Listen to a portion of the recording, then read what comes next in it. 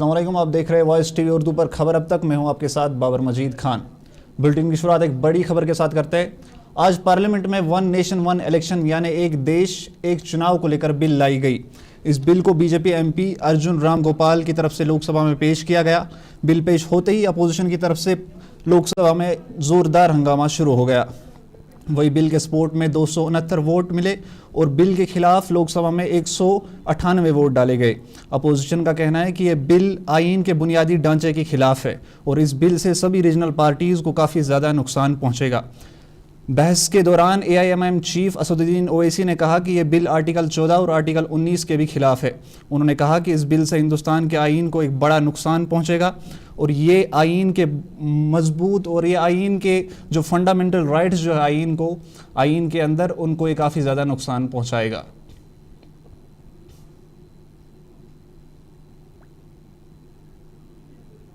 Violates the right to democratic self-government, which is part of Article 1419.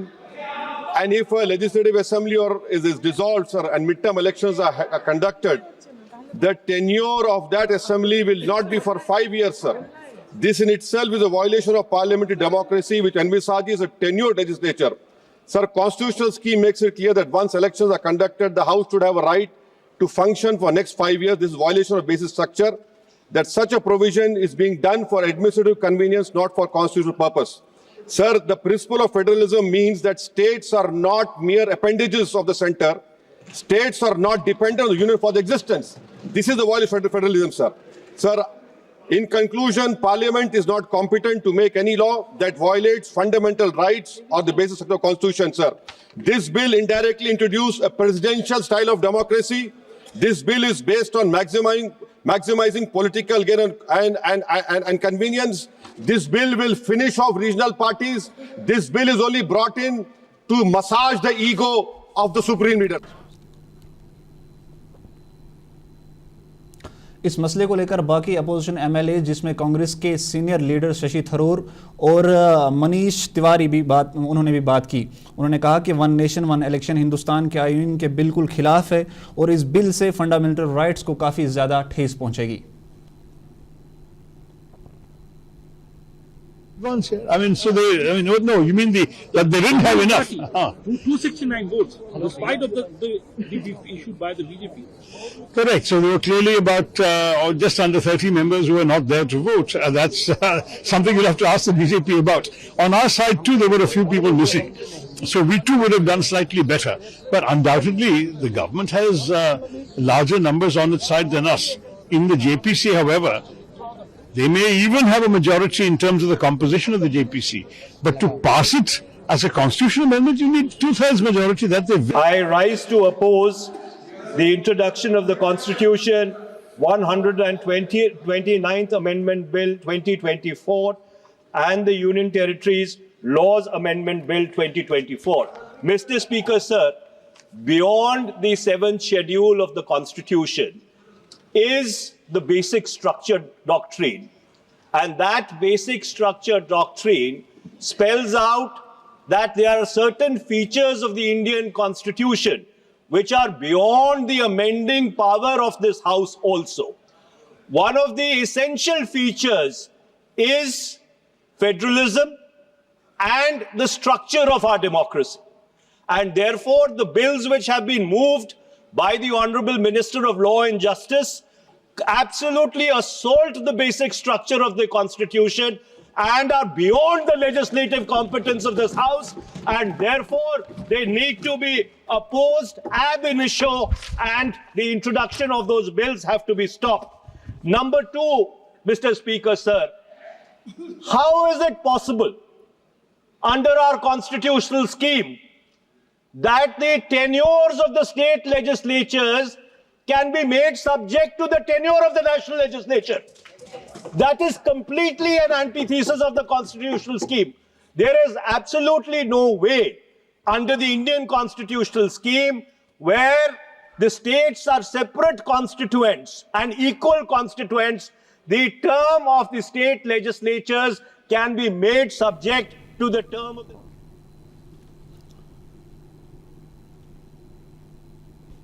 यहाँ आज MLA Bijbehara Bashir Ahmad Veeri ने बिजबिहारा के टाउन हॉल में ब्लॉक अफसरों के साथ एक रिव्यू मीटिंग की। इस मीटिंग में एमएलए बशीर अहमद वीरी के साथ तहसीलदार ब्लॉक और आरडीडी के कई अफसर मौजूद थे। इस मौके पर बशीर अहमद वीरी ने बात करते हुए कहा कि ये मीटिंग बिजबिहारा में हो रहे कामकाज और उसके बारे में जानकारी हासिल करने के लिए बुलाई गई थी। उन्होंने कहा कि जिस तरह से कागजों पर काम और पैसा दिखाया गया है, बदकिस्मती से ग्राउंड पर वैसा कुछ भी नज़र नहीं आ रहा। बशीर अहमद वीरी ने कहा कि हम चाहते हैं कि जो मुसीबतें इन लोगों को यहाँ इतने सालों में उठानी पड़ी, अब हमारी सरकार आने के बाद लोगों को उन मुसीबतों से छुटकारा हासिल हो। कह रहा हूँ रिव्यू मीटिंग से आज की रिव्यू मीटिंग में आज तो exclusively Bijbehara rural development block की मैं यहाँ पे इनके साथ बात कर रहा हूँ, मीटिंग कर रहा हूँ। इनको मैंने पहले भी कहा और हमें एसेट्स क्रिएट करने की जरूरत, लेकिन आप देख रहे हैं डिस्क्रिपेंसीज है। देखिए आगे इंशाल्लाह आज तक जो कुछ हुआ, मैंने इनको ये भी कहा उसका शायद मुझ पर जिम्मेदारी नहीं है, लेकिन आगे जो भी होगा वो ट्रांसपेरेंट हो। लोगों के बताया, जो मेरी भी ऑब्जर्वेशन है वो मैंने बताया। नेक्स्ट रिव्यू में मैं देखूंगा कि कितना ये डिपार्टमेंट अपने आप को सुधारेगा, उसी हिसाब से मैं भी चलूँगा इंशाल्लाह। जो लोगों के साथ जो जातियाँ हुई। सोपोर को एडमिनिस्ट्रेशन की तरफ से एक बेहतर और ज़्यादा खूबसूरत टूरिस्ट डेस्टिनेशन बनाने की कोशिश लगातार जारी है। इसको लेकर आज एडीसी सोपोर एस.ए. रैना ने वॉइस टीवी से बात करते हुए कहा कि सोपोर पूरे कश्मीर में एक ऐसा इलाका है, एक ऐसी जगह है जो टूरिस्ट्स को ज़्यादा से ज़्यादा मुतासिर करने के लिए काबिलियत रखती है। उन्होंने कहा कि यहाँ न सिर्फ हिंदुस्तान के अलग अलग जगहों से बल्कि पूरी दुनिया से टूरिस्ट आ सकते हैं। उन्होंने कहा कि सोपोर में कई ऐसी खूबसूरत जगह है जिनके बारे में अभी लोगों को कुछ खास मालूमात नहीं है। इसके अलावा उन्होंने कहा कि कुछ इलाके यहाँ पर ऐसे भी है जहाँ अभी पर रोड्स की थोड़ी सी दिक्कत है, लेकिन उस पर अभी हमारा काम लगातार जारी है। एडीसी ने कहा कि हम चाहते हैं कि इन इलाकों पर काम लगातार जारी रखा जाए ताकि इन इलाकों को जितना ज़्यादा हो सके खूबसूरत बनाया जाए और उससे लोगों को यहाँ आने जाने में काफ़ी ज़्यादा आसानी हो सकेगी।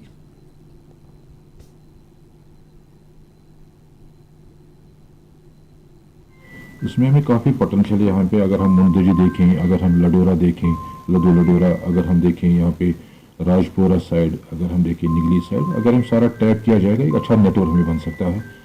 एंड इसमें शायद अप्रोप्रिएट ये भी हो सकता है कि हमारी जो हाई ग्राउंड डेवलपमेंट अथॉरिटी है, काफ़ी छोटी अथॉरिटी, अगर ये चार स्पॉट्स से ऐड हो जाते मुझे लगता है और भी अच्छा हो जाए, बिकॉज उसमें एश्योर्ड फंडिंग है तो ठीक है। क्योंकि ऑलरेडी हमने किसी लेवल पर इस पर डिस्कस किया हुआ है। होपफुली इंशाल्लाह कमिंग टाइम्स में इस पर कहीं ना कहीं ज़रूर बात होगी। रिसेंटली हमने एक प्रोग्राम किया था यहाँ पे परिवार में, वहाँ पे तो अब सुन रहे थे एडीसी सोपोर को। यहाँ पे वक्त हो चुका है एक छोटी सी ब्रेक का। हम लौटते ब्रेक के बाद आप देखते रहिए वॉइस टीवी उर्दू। जिसकी महक और जिसके पीलेपन की चमक लाते हैं खेतों से सीधा आपके घर लज्जत का हल्दी पाउडर, जो बनता है बेहतरीन कूलिंग ग्राइंडिंग प्रोसेस से, जिसके खाने में जाते ही लोग उंगलियां चाट जाए। सुनहरा जैसे लज्जत और आपका अटूट विश्वास, लज्जत का हल्दी पाउडर। कश्मीर की वादियां और भी खूबसूरत लगती हैं जब हाथों में होता है प्याला ब्लैक मस्ती चाय का। ताजगी ऐसी कि हर लबों पे मुस्कान लाए, कड़क इतनी कि हर सुबह बेहतर नहीं बेहतरीन हो जाए। कश्मीर के असली चाय के दीवाने पीते हैं सिर्फ ब्लैक मस्ती चाय, आप भी पीजिए। मटन तो है सबकी फेवरेट, और यही मटन जब बनती है लज्जत के मीट मसाला के साथ, तो मीट का स्वाद लगे जायकेदार हर बार और बढ़ाए लज्जत से आपका प्यार। आज ही ले आइए लज्जत का मीट मसाला। बाथरूम की पाइप हो तो परेशानी, किचन की पाइप ब्लॉक हो तो परेशानी, ड्रेन भराई हो तो परेशानी, लेकिन अब हर परेशानी को करें बाय बाय। श्योरेट का ड्रेन क्लीनर अपने घर लाएं, जो करे बाथरूम, किचन और ड्रेन की पूरी सफाई और दे आपको हर परेशानी से बड़ी राहत। श्योरेट drain cleaner, surety for super hygiene.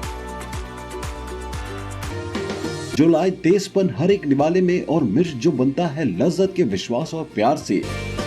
लज्जत का रेड चिली पाउडर जो लाए हर जायके में एक गजब सा तीखापन और बढ़ाए खाने का स्वाद दुगना। आज ही ले आइए लज्जत का रेड चिली पाउडर।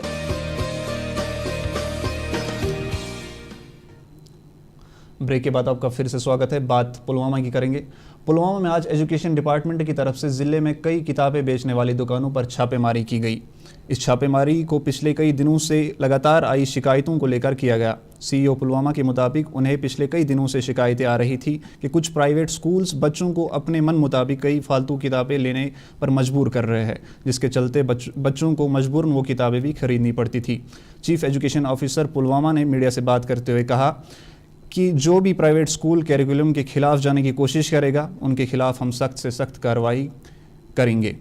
यहाँ तक कि उनकी रजिस्ट्रेशन भी हम कैंसिल करने के लिए तैयार है।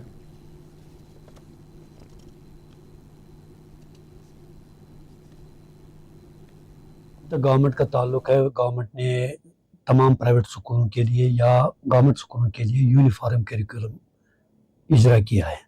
तो इसमें से अगर कहीं भी कोई वायलेशन होती है जो हमारी नोटिस में आएगी तो हम उसके लिए टफेस्ट हैं उनके लिए as per the government instructions. तो अगर कहीं भी ऐसी कोई वायलेशन होती है जहां बच्चों को ज़्यादा किताबें दी जाती होंगी या ओवरबर्डन किया जाता होगा, हमारी नोटिस में भी आया है, हमने भी ये ऑब्जर्व किया है कि हाँ ऐसी शिकायत आती हैं, तो हम उनके लिए ये भी सोचते हैं कि उन स्कूलों की रजिस्ट्रेशन को हम रिकमेंड करेंगे कि वो कैंसिल हो जाए। हाँ बिल्कुल, मैंने उनको कहा था कि हमारे पास शिकायत आती हैं, आप देखिए फील्ड में घूम के देखिए, एक दो जगह से हमने सही पाई वो शिकायत, तो हमने उनको यहाँ बुलाया भी है, हमने उन्हें उनसे रिटर्न मांगा है कि आप बताइए जो आपकी फ़ी फिक्सेशन कमेटी के जो फिक्स रेट्स हैं इसके लिए फ़ी के लिए आप वो दे दीजिए और रिटर्न राइटिंग में भी दे दीजिए कि आप यही फीस चार्ज करते हो या और कुछ फीस चार्ज करते हो। लेकिन हमारी तरफ से ये पेरेंट्स जो आते हैं वो कंप्लेंट करते हैं कि ये हमें एक्सेस फीस चार्ज करते हैं। उसके लिए भी हमने किसी से ये बावसूख ज़राए से ये पता नहीं चला है कि कोई क्या फीस चार्ज एक्सेस कर रहा है कि नहीं कर रहा है। लेकिन जहाँ तक किताबों का वहाँ बांडीपोरा के बख्शीबल बनियारी के लोगों ने आज पीने के पानी को लेकर एक जोरदार धरना किया। इलाके में रह रहे लोगों का कहना है कि वो पिछले कई सालों से पीने के पानी के लिए तरस रहे हैं। इनका कहना है कि अब वो एक नाले का पानी पीने पर मजबूर हो चुके हैं, जिसके चलते इनके सेहत पर भी काफ़ी बुरा असर पड़ने लगा है। वॉइस टीवी से कुछ लोगों ने बात करते हुए कहा कि इन्हें कभी इस पानी से सांप और कई कीड़े भी मिलते हैं, लेकिन फिर भी बदकिस्मती से इनकी तरफ कोई भी ध्यान नहीं दिया जा रहा है। बनियारी के लोगों की मांग है कि सरकार इन्हें पाइपलाइन के जरिए पीने का साफ पानी दे ताकि इनकी ये परेशानी दूर हो सके। करने में एक फुटब्रिज जो है यहाँ के मुकाम पर जो है यहाँ से जो कश्ती जा रही है अस आब सख्ती अस पे मोकुर आब चो अस न आब तो न बे कि मोकरी माज मोकर चेवान वारिया 5-8 घर मगर अस त्राक न पाइप कि महलस त्राक पाइप अस त्राक न पाइप शाइप कि वोट त्रा हिलाल सबस मगर सोन गौर कर न कहें ते मोन हेरबा मूद हिलाल वकील करा अकबर सब करा मगर अस पृछक ना कहें दार मे हेरबस ना सो मूद हिलाल वकील करा अकबर सब करा मगर अस पृछक ना पत कहें त्रित आब ना गंद आब मजबूर यो खान खुद अयाल ग बेमार पान ग बेमार अमे आब सत खेवान मोकुर ते वसान हून ते वसान कॉकर ते वसान वेथ मे खेवान यो आब अस आब गुंजाइश की ना। वहाँ जम्मू में आज जम्मू यूनिवर्सिटी के स्टूडेंट्स की तरफ से एक ज़ोरदार धरना किया गया। इस दौरान यूनिवर्सिटी में पढ़ रहे स्टूडेंट्स ने जम्मू तवी पुल को ब्लॉक करके सरकार के सामने अपनी मांगें रखी। इनका कहना है कि हाल ही में जो लेक्चरार की पोस्टें निकाली गई है उनमें हिंदी और संस्कृत ज़ुबान को सरकार की तरफ से नकार दिया गया है। धरना दे रहे कुछ लोगों ने बात करते हुए कहा कि हम सरकार से मांग करते हैं कि इन पोस्टों को दोबारा से देखा जाए। इनका कहना है कि जब तक कोई मिनिस्टर इनसे बात करने ना आए तब तक इनका ये धरना लगातार जारी रहेगा। कश्मीर के अंदर अभी आपने देखा होगा एक नोटिफिकेशन आता है जिसमें 10+2 के लेक्चरर्स आते हैं। उस पोस्ट में 575 पोस्ट जो है अलग अलग सब्जेक्ट्स की है, लेकिन हिंदी और संस्कृत को 0 पे रखा गया है। लेकिन मैं बताना चाहूंगा कि कंट्रेक्चुअल लेक्चरर हिंदी के 47 लगे हुए हैं, 7 संस्कृत के लगे हुए हैं, डोगरी के लगे हुए हैं, लेकिन कंट्रेक्चुअल। लेकिन क्या परमानेंट पोस्ट इनके इन सब्जेक्ट्स में नहीं निकाली जा सकती थी?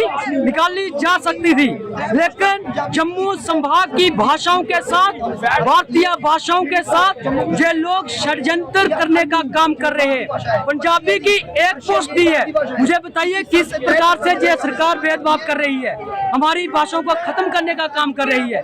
आज अगर संस्कृत होगी तो संस्कार होंगे, संस्कार होंगे तो संस्कृति होगी, संस्कृति होगी तो सभ्यता होगी। लेकिन एक सोच समझ के षड्यंत्र करके हमारी संस्कृति और सभ्यता को खत्म करने का काम। वहाँ पहलगाम के अरू इलाके में रहने वाले लोगों ने आज सरकार के खिलाफ नाराज़गी का इजहार किया। इनका कहना है कि इस दौर में भी उन्हें पीने के पानी के लिए और सड़क, बिजली और मोबाइल नेटवर्क जैसी चीज़ों के लिए तरसना पड़ रहा है। वॉइस टीवी से कुछ लोगों ने बात करते हुए कहा कि इस गाँव को सरकार की तरफ से बेस्ट टूरिस्ट विलेज का अवार्ड मिलने के बावजूद भी कुछ ज़रूरी चीज़ों से महरूम रखा गया है। BSNL टावर की बात करते हुए लोगों ने कहा कि ये टावर जो है सूरज डूबने के साथ ही बदकिस्मती से इस टावर के सिग्नल भी बैठ जाते हैं, जिसके चलते इलाके में रह रहे लोगों को काफ़ी ज़्यादा परेशानियों का सामना करना पड़ता है। बहुत है यहाँ पे, हमारा पानी भी आजकल बिल्कुल यहाँ पे मुझको लगता है पूरे पहलगाम में, पूरे कश्मीर में वैसा फिल्ट्रेशन प्लांट कहीं पे नहीं होगा जितना बड़ा फिल्ट्रेशन प्लांट यहाँ पे लगा हुआ है, मगर फैसिलिटी कुछ भी नहीं है। वहाँ पे पता नहीं उसमें कौन सा जानवर मरा हुआ है, कुत्ता मरा हुआ है, कौन सा जंगली जानवर है। जब पानी आता है हमारे नालों से इतने बड़े वो सफेद बड़े बड़े कीड़े निकलते हैं। यहाँ पे जो हमारे बच्चे बुजुर्ग है वो सब बीमार हो गए उस पानी से। बिजली भी यहाँ पे ना के बराबर है। और फैसिलिटी अगर इस हमारे गाँव को ये नेशनल टूरिज्म अवार्ड दिया गया, फिर भी यहाँ पे कोई फैसिलिटी नहीं है। यहाँ पे कम्युनिकेशन की बहुत ही ज्यादा प्रॉब्लम है। यहाँ पे एक BSNL टावर चलता है, मगर वो भी तब भी चलता है जब 11 बजे या 12 बजे धूप पड़ती है, वो 3 बजे तक चलता है।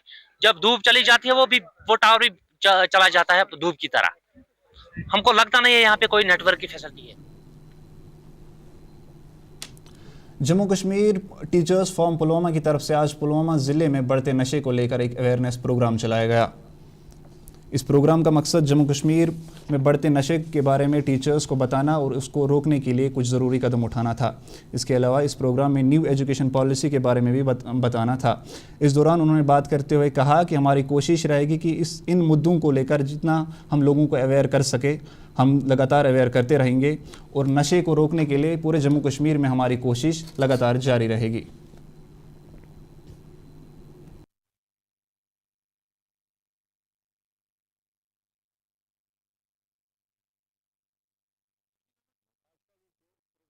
इसमें 2 हिस्से इस प्रोग्राम को यहाँ की जो डिस्ट्रिक्ट बॉडी है गुलाम हसन मीर साहब जो हमारे डिस्ट्रिक्ट प्रेसिडेंट है पुलवामा के, 2 हिस्सों में आज की महफिल यहाँ पर मुनक़्क़द की गई। जो पहला पार्ट इसका था वो हमने यहाँ पर MEP 2020 पर बात की और ड्रग एडिक्शन पर बात की।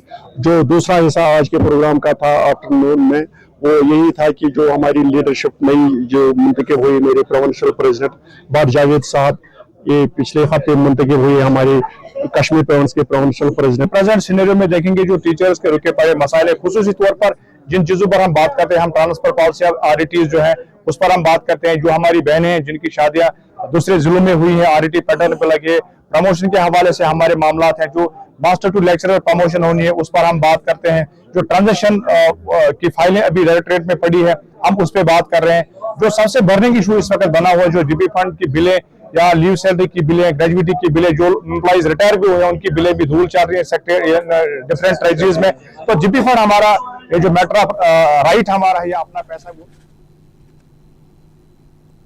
सर्दियों में बढ़ते हार्ट अटैक्स को लेकर आज श्रीनगर में heart specialist doctor Ejaz Mansoor ने वॉइस टीवी से बात की।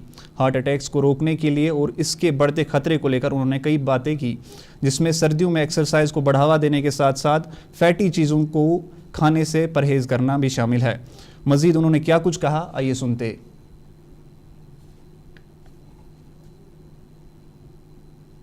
हो जाता है, उसकी वजह से लोग जो है एक्सरसाइज या वॉक या काम वगैरह वो फिज़िकल नेचर का बहुत कम हो जाता है, जिसकी वजह से उनकी फ़िज़िकल एक्टिविटी कम हो जाती है। नंबर 2, चूँकि घरों में ज़्यादातर बैठे रहते हैं गर्मी रखने की वजह से, उससे उनका खाना पीना बढ़ जाता है, फिर माइंड डाइवर्ट होता है कि कुछ खा लें, कुछ गरम गरम, जिसकी वजह से हमारा टेम्परेचर मेंटेन रहे। तो उसमें रेड मीट, हरीसा वगैरह या ऐसे फूड्स जिसमें फैटी कंटेंट ज़्यादा हो, उसका कंजम्पशन ज़्यादा हो जाता है।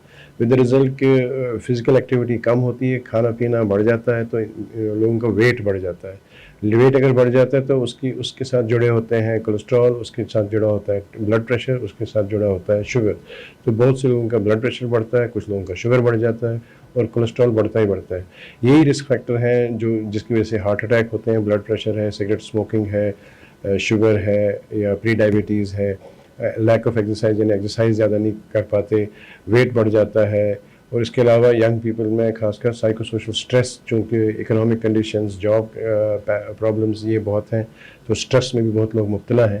तो ये सब फैक्टर्स एड अप हो जाते हैं विंटर में ज़्यादा, और इसकी वजह से ज़्यादा हम हार्ट प्रॉब्लम्स देखते हैं। तो क्या कुछ और इस चीज़ का है, किस तरीके से इंसान इस चीज़ से बच सकता है? मैं यही कहूँगा कि अपना लाइफस्टाइल थोड़ा दुरुस्त करना है, उसमें अपनी कम से कम फिज़िकल एक्टिविटी आधा पौना घंटा डेली, चाहे सुबह, चाहे दोपहर, चाहे शाम को, जब भी मौका मिले तो बाइक या गाड़ी का इस्तेमाल कम करें। अगर नज़दीकी कहीं पे काम भी हो तो वॉक करके ही चले जाएं, तो उससे आपका वॉक भी हो जाएगा, काम भी हो जाएगा। दूसरा, अगर बैठे भी हैं तो फ्रूट या सैलड्स इसका इस्तेमाल करें। खाने का जी कर, जब आदमी कमरों में ज़्यादातर बैठता है तो खाने का जी करता है, तो वैसे फूड्स लें जिनसे आपके वेट में फ़र्क नहीं पड़े, यानी फ्रूट्स खाओ बनिस्बत के हरीसा और ये सब ऑफ फैटी फूड्स। दूसरा, ये सैलड्स बनवा के वो खाओ, या मतलब ऐसे फूड जो आपकी सेहत, या ड्राई फ्रूट होता है उसका इस्तेमाल ज़्यादा करो, ये हमारे सेहत के लिए। अब बात मौसम की करेंगे। महकमा मौसमियात की तरफ से जम्मू कश्मीर में फ़िलहाल दिसंबर के आखिर तक मौसम खुश्क रहने की बात की गई है। वही 21 से 22 दिसंबर के बीच कश्मीर के कई इलाकों में हल्की सी बर्फ़ या बारिश होने की संभावना रहेगी। इंचार्ज मैट ने वॉइस टीवी से बात करते हुए मज़ीद क्या कुछ कहा, आइए सुनते हैं। कई दिनों से जो लगातार यहाँ ड्राई वेदर चल रहा है और जो टेम्परेचर है, खासकर नाइट टेम्परेचर, वो गिरता रहता है। अभी आने वाले दिनों में और मज़ीद कमी होगी इसमें, और अभी कोई प्रेसिपिटेशन, बारिश या बर्फ़ का कोई चांस नहीं है। अलबत्ता 21 और 22 के दरमियान 22 दिसंबर को कहीं पहाड़ी इलाकों में हल्की फुल्की बर्फ़बारी हो सकती है, लेकिन ओवरऑल जो है वो 26 तक कोई सिग्निफिकेंट वेदर फिनोमेना नहीं है। इसलिए दर्जे हरारत में मज़ीद गिरावट आएगी और सारे इलाकों में सर्दियाँ चलती रहेगी। अभी जो है दिसंबर के महीने तक। तो आप सुन रहे थे इंचार्ज मैट को। फिलहाल इस बुलेटिन में इतना ही, मुझे दीजिए इजाज़त, अल्लाह हाफिज़।